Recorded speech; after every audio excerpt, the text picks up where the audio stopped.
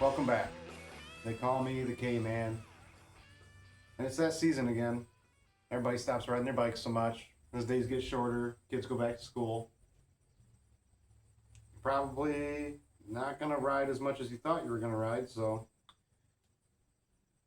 battery tender leads. Most of the new bikes have them. If you got an old bike, it's probably all chewed up, stuck in the belt, or burned up on the exhaust or something like that. And my bike doesn't have one. I've been using the little alligator clips that come with them, and I'm tired of it. My Yamaha's got a little lead that pokes out right underneath the seat, so I've never gotten around to sticking one of these on my Dyna. And there's a particular spot where I like to go and put them on there, so if I'm putting it on, I'm going to show you guys where I go and put them on. So stay tuned.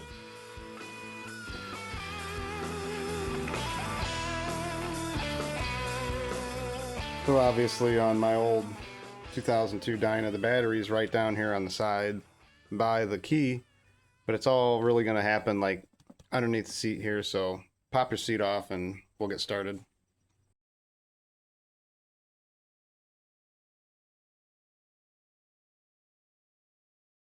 And so yeah, once you get your seat off, you'll see underneath there, scary positive cable really close to the frame, and the ground is kind of like buried underneath the front here. And unless you want to like take these two bolts loose, I just don't want to. I'm really lazy, so I'm going to use this as a positive post because obviously it's positive, right?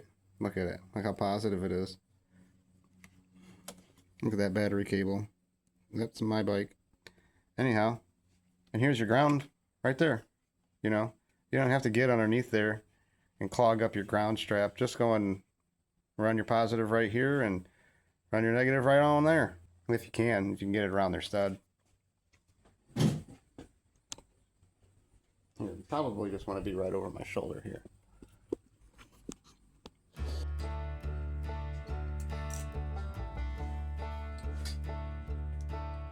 Now for the 14 people that are still hanging around, I'll break it down for you and we'll go through it all.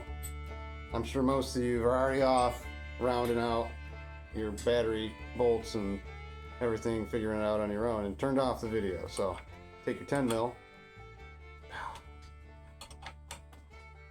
get your positive cable loose, and if they're dirty, clean them. You know, this one, you can probably tell way over there, got a little color to it, so we're gonna clean that thing off. I already sprayed a little penetrizing oil on the ground post here.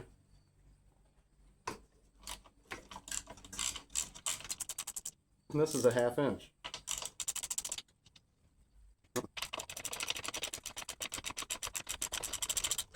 Super long. And your battery tender lead, it's going to kind of tuck down in between the frame and the battery on here. There's a gap, probably a little less than 2 fingers. I'll stick your lead down there for now. And you'll see it come out like right behind your exhaust. Right where your dipstick is there. And we're going to keep as little mess as possible, hopefully. Stick your little ground strap on. Well, maybe I should do the positive first. I guess that's the right way to go and do it. Let me get my scrubby brush. I'll be right back. Yeah, get in there hard with the scrubby brush first, you know. Make sure and get any bad decisions off of there right off the rip.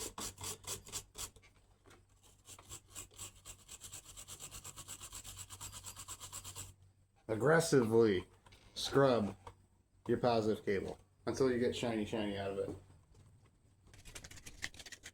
And after, I guess, you scrubby, you know, polish with a little 320. Wet dry, you know, make sure that you got it like actually scrubbed down real good. Get all that grit and garbage off of there. I think we're good. I'll show you guys.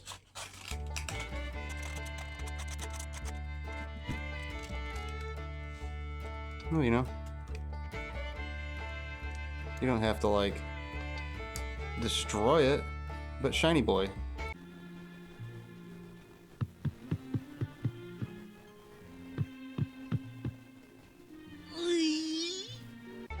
Shiny boys. And you know, if your sad positive or sad negative cable looks like junk there, you know, maybe go and clean him up too. Get a little penetrant lube on your positive cable there too, you know, wipe it off. Don't cover everything in dielectric grease. It's not what it's for. But I see that a lot too. Everybody just does that.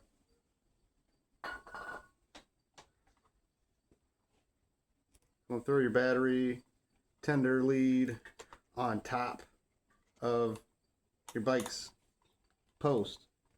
And make sure that your battery's lead is clean right there too. I mean, that's pretty clean. But don't put your battery tender underneath your bike's harness. Leave it on top. Just fingering that in there. Yeah. Go and take your ground strap now. Put the ground strap back together. Forgot I had an extension.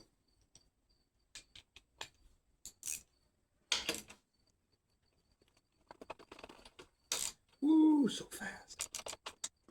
Make sure you get your ground strap good and tight so it doesn't vibrate loose. And, you know, this is a periodic sort of thing too. You're going to want to go and check your cables. Make sure you're not burning down. And usually I did now a quarter turn on that positive cable, and I'll do like an eighth of a turn more. Kind of feel it out. That's still pretty soft. Eighth of a turn more. Eighth of a turn more. So I've gone almost like half a turn farther than when I first initially stopped, just to make sure that that is tight. Make sure that you can get to your fuse. I kind of went and tucked mine underneath there, you know, so you can check your fuse on your battery tender, because that will go and pop a fuse every once in a while. Maybe you pulled the plug when it was plugged into the wall or something. But now we got our pigtail lead that we got to go and take care of, that's kind of just dangling underneath the bike over here. I'll show you guys. And I pushed it through, it just kind of comes out on top of the starter there. We're going to shoot this bad boy away from the exhaust and make sure that you're not like roping your starter post underneath there. You can see I got it uncovered. Can you see it? This little guy. That's your starter post right there that I've been using my alligator clips on. Make sure that your rubber is down on that thing so you don't get anything caught on it. As I've been riding around with it bare ass right there. Pull your rubber cover on there because you're not going to use it anymore. You're going to use your battery tender. And make sure you're not pulling on that like I am right now. Whoops. There you go. And we're going to go over to this side where there's way less heat. And, well, basically all our electronics and everything are over there anyhow, so. So you see where we got our tender coming through. And try to go and pull it up. So where we can hopefully tie on to some of the wire harness we got going underneath here. You see it goes up underneath the rockers there. Sometimes I'll just throw a zip tie and score right there underneath the ignition cover or ignition coil and all your electronics cover. For my particular use, I like to have mine underneath here a little bit. And I usually go and have mine sitting right there, kind of on top of the primary. But actually now, I went and had it sitting over there, you know, in between that. I think Yeah, I think we're going to go for that instead of beating around on the primary, since my primary is getting all beat up anyhow. It's all aluminum. Yeah, there's a good spot right underneath there. We'll throw a zip tie on it and we'll be all set.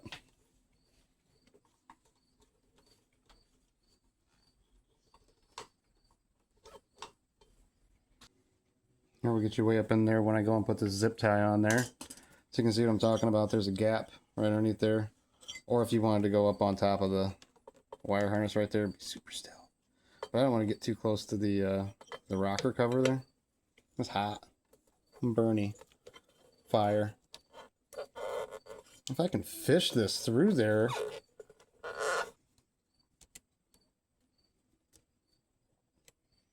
Go ahead and zip that on there. No problem. First try.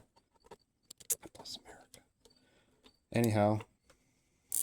Not really too tight, you know. It's not like it's a structural thing. This is just going to save your lead from wandering around on your bike. I'm going to use another zip tie behind it there to go and like keep it all back. So yeah, I lied. Get 2 zip ties out. Okay, I lied. And I'm not going crazy. Just whatever wire is right there. I'm not pulling on them hard anyhow. This is just to make sure that everything stays out of the engine right there.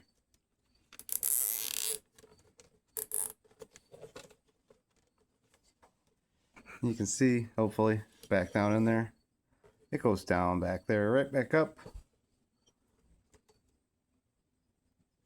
to our poor little battery underneath there, which I don't even know how old it is. I just put other used batteries in it when this one dies. What can I say? I'm a mechanic. Wow, that's really dirty over there. That ignition looks like it's about to explode. Anyhow, back to business. Don't be an animal, you know. Trim your zip ties like straight. God, yes. Yeah. So satisfying.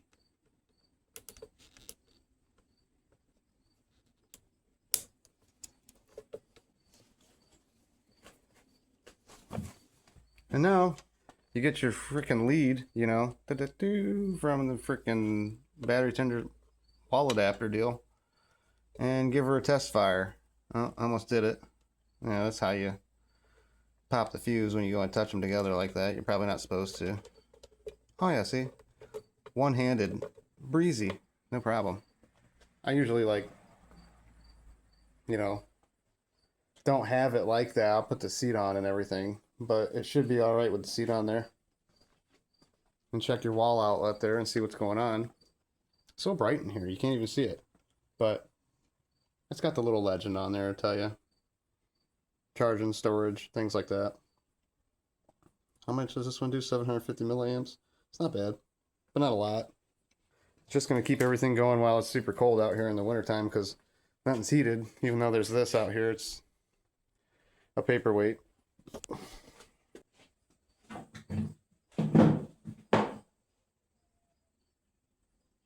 Well, that about wraps it up. At this point, put your seat back on, you know, go for a ride. I've got to take off my little tank bra and fix my tank that I scratched. No big deal. No big deal.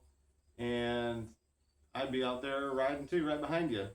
If this helped you, you're welcome. No problem. Throw me a like, give me a comment. Give me like an emoji down there or something with like a lightning bolt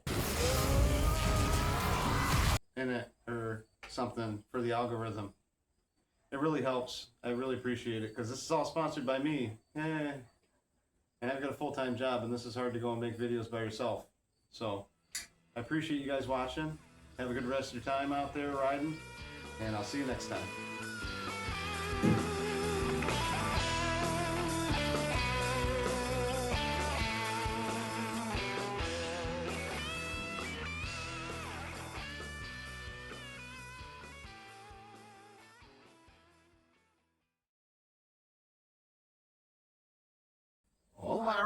All our